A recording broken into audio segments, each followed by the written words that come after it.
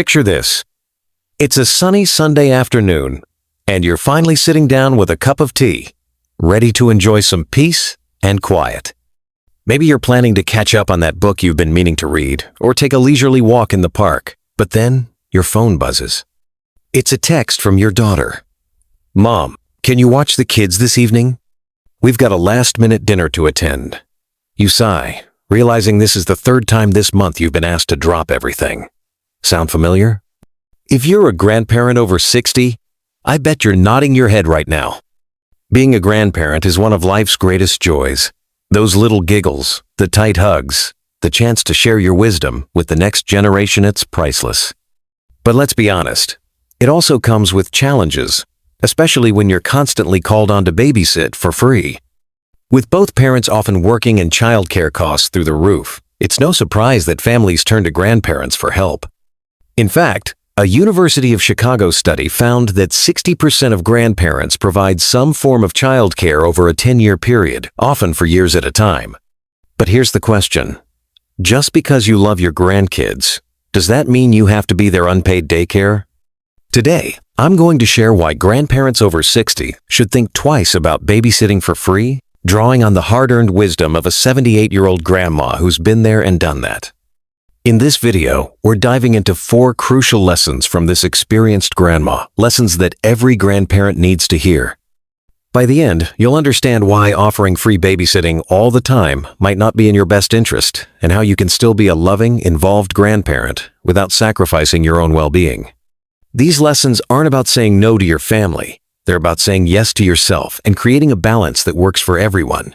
So, grab a comfy seat, maybe a snack, and let's get started. Trust me, you'll want to stick around for this. Let's kick things off with the first lesson. Your time is precious. As grandparents, we've already raised our children. We've been through the sleepless nights, the ask-it races, the endless school runs, and the teenage tantrums. We've earned our stripes, and now it's our time to enjoy life on our terms.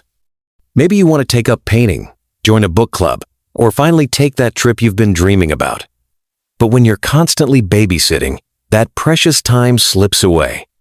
Every hour you spend chasing after toddlers or driving kids to soccer practice is an hour you could be spending on something that lights you up inside. I recently came across a quote from a grandma who said it perfectly. "We have our own lives. We worked very hard to get everybody out of the house. Why would we want to raise your kids and keep your kids?" Care.com. It's a sentiment you might relate to. Clinical psychologist Barbara Greenberg notes that some grandparents feel resentful when they're thrust back into a childcare role just when they're ready to enjoy their freedom. Yahoo! And let's not forget, as we age, our energy levels aren't what they used to be. A day of wrangling grandkids can leave you exhausted, making it harder to enjoy the activities that keep you healthy and happy, like that weekly tennis game or yoga class. Your time isn't just valuable, it's irreplaceable. Recognizing this is the first step to setting boundaries that honor your needs. Now, let's move on to the second lesson. Financial considerations matter. Childcare isn't cheap.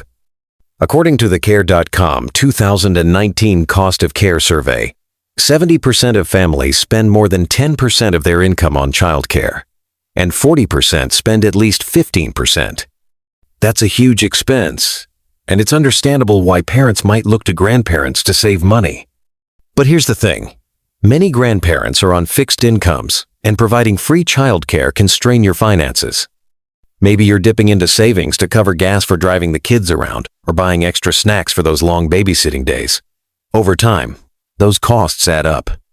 The folks at More Than Grand point out that grandparents on fixed incomes often don't have the resources to provide ongoing free childcare, and unmet expectations can lead to tension in family relationships.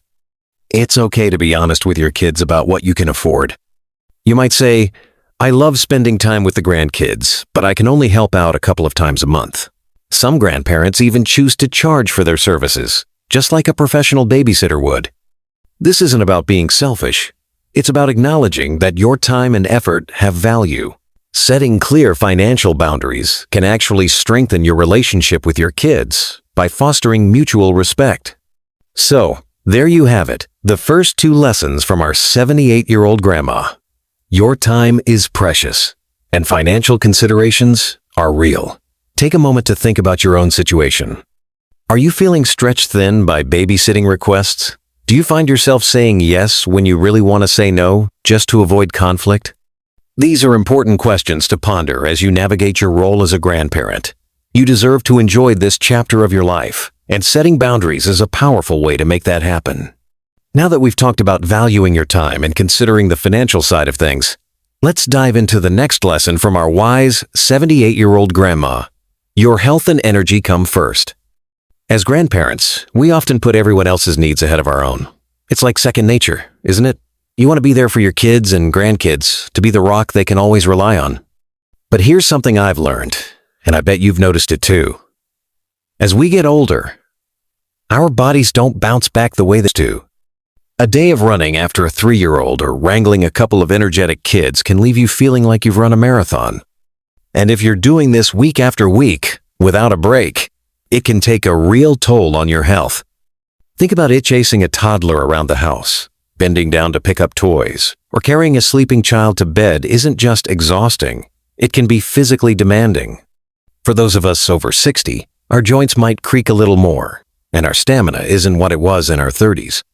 A study from the National Institute on Aging points out that regular physical activity is crucial for maintaining strength and mobility as we age, but overexerting ourselves without enough rest can lead to injuries or burnout. Babysitting for long hours, especially if it's frequent, might mean skipping that morning walk, missing your stretching routine, or even neglecting doctor's appointments because you're too tired. Our 78-year-old grandma learned this the hard way when she tweaked her back after a weekend of non-stop babysitting. She told her family, "I love the kids, but I can't keep up like this anymore. I need to take care of myself too." So, how do you put your health first without feeling like you're letting your family down? It starts with setting limits that work for you. Maybe you decide you're happy to babysit for a few hours on a Saturday, but you need Sundays to rest and recharge. Or perhaps you're okay with occasional babysitting, but not full days. The key is to communicate these boundaries clearly and kindly. You might say something like, "I adore spending time with the grandkids, but I can only manage a few hours at a time to keep my energy up." This isn't about saying no to love. It's about saying yes to staying strong and healthy, so you can be there for your family in the long run. And here's a little tip. Try scheduling your babysitting days around your own routine. If you know you feel your best in the mornings, offer to watch the kids then, and save your afternoons for relaxing or catching up on your favorite hobbies. Before we continue, I'd truly appreciate it from the bottom of my heart if you could take a moment to like this video and leave a comment if you find it helpful. Your support means the world and helps me keep sharing tips like these with grandparents just like you. Now, let's move on to the fourth lesson. Maintaining healthy family relationships. This one's a biggie because, let's face it, family dynamics can get tricky. When you're babysitting for free all the time, it can create an unspoken expectation that you're always available. Your kids might start to assume you'll drop everything whenever they need you, and that can lead to tension if you ever need to say no. Worse, it might make you feel taken for granted, like your role as a grandparent is more about free labor than love. Our 78-year-old grandma shared a story that really hit home. For years, she babysat her grandkids almost every weekend, thinking it was her duty to help out. But over time, she noticed her daughter stopped asking if she was free and just assumed she'd be there. It wasn't until she sat down with her daughter for a heart-to-heart that things changed. She explained how much she loved the kids but felt overwhelmed, and together they worked out a schedule that gave her more freedom. The result? Their relationship got stronger because they were honest with each other. A post on Reddit echoed this idea, where a grandparent set boundaries after feeling overwhelmed by constant babysitting requests, and it actually improved their family dynamic. The secret here is open communication. Sit down with your kids and have an honest conversation about what you can and can't do. You don't have to be harsh or confrontational. Try something like, "I love being with the grandkids, but I need to balance it with my own plans. Let's figure out what works for both of us." You might be surprised at how understanding your kids can be when you're upfront. And if they push back, stand firm but kind. Remind them that setting boundaries isn't about loving them less. It's about making sure you can keep showing up as the best version of yourself. Some grandparents even suggest splitting babysitting duties with other family members, or encouraging parents to explore paid childcare options for regular needs. It's all about finding a balance that respects everyone's needs. These two lessons, prioritizing your health and nurturing family relationships, are game changers. They're about recognizing that you deserve to live a full, vibrant life, even as a grandparent. Take a moment to reflect. Are you saying yes to babysitting out of habit, even when it leaves you drained? Are there conversations you've been avoiding with your kids about your role? These are the kinds of questions that can lead to real change, and I'm excited to keep exploring this with you in the next part. As we've been chatting about these lessons from our 78-year-old grandma, I hope you're starting to see how powerful it can be to rethink your role as a grandparent. We've talked about how your time is precious, how financial considerations matter, how your health and energy need to come first, and how setting boundaries can actually strengthen your family relationships. These ideas aren't just about saying no to free babysitting. They're about saying yes to a life that feels fulfilling and balanced. Now, let's bring it all together and talk about how you can put these lessons into action, because that's where the magic happens. Imagine this. It's a typical week, and your son calls to ask if you can watch the grandkids for a few hours. Instead of automatically saying yes, you pause and think about what you've learned. You check in with yourself. Do you have the energy for this? Will it fit into your schedule without cutting into that painting class you've been loving? Can you afford the extra gas or snacks this time? And most importantly, are you saying yes because you want to, or because you feel like you have to? This simple moment of reflection can change everything. Our 78-year-old grandma used to say yes to every request, but after years of feeling drained, she started asking herself these questions. It helped her find a rhythm where she could be there for her grandkids without losing herself in the process.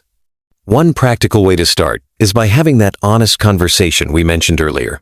Sit down with your kids when everyone's calm, not in the heat of a last-minute babysitting request. Share how much you love being a grandparent, but also explain what you need to stay healthy and happy. You could say something like, "I cherish my time with the kids, but I can only help out once a week so I can keep up with my own routine." If you're worried about hurting feelings, practice your words beforehand. It's okay to be firm but kind, and if the idea of charging for babysitting feels right for you, don't be afraid to bring it up. Even a small amount, like $10 an hour, can cover your costs and show that your time has value. A Care.com article shared a story of a grandma who started charging a modest fee, and it actually made her kids appreciate her help even more. Another tip is to get creative with how you spend time with your grandkids. Instead of being the go-to babysitter, suggest special outings or activities that work for you. Maybe you take them to the park for an hour on a Saturday morning. Or you have them over for a baking afternoon where you all make cookies together. These moments are just as meaningful as full-day babysitting, and they let you enjoy your grandparent role on your terms. Plus, they create memories that your grandkids will treasure forever. I heard about a grandpa who started a storytime club with his grandkids once a month, reading books and sharing stories. It was a hit, and it gave him a way to connect without the exhaustion of all-day care. Now, let's talk about letting go of guilt, because that's a big one for so many of us. As grandparents, we sometimes feel like we have to be everything to everyone, especially when our kids are struggling with work or childcare costs. But here's the truth. You've already raised your children. You've put in the hard work. And now it's okay to prioritize yourself. Setting boundaries doesn't make you less loving. It makes you a stronger, happier grandparent who can show up fully present for the moments that matter. A More Than Grand post reminded me of this when it said that unmet expectations can strain family ties, but clear communication can build respect. You're not letting anyone down by taking care of yourself. You're setting an example for your family about what it means to live well at any age. So, what's the big takeaway from our 78-year-old grandma's wisdom? It's that being a grandparent is about love, not obligation. By valuing your time, considering your finances, protecting your health, and fostering open communication, you can create a balance that works for everyone.